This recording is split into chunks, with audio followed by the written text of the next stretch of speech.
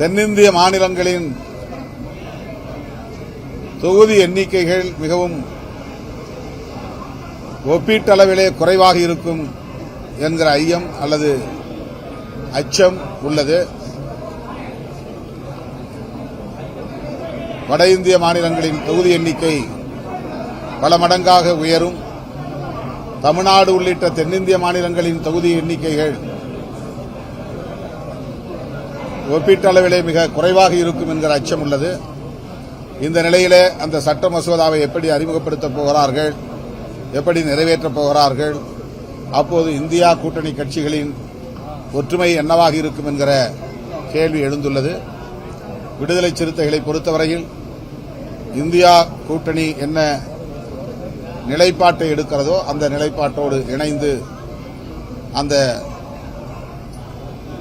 சட்ட மசோதாவை தென்னிந்திய மாநிலங்களுக்கு பாதிப்பு ஏற்படுத்துமேயானால், அந்த வகையில் இருக்குமேயானால் எதிர்த்து நிற்போம், முறியடிப்போம்.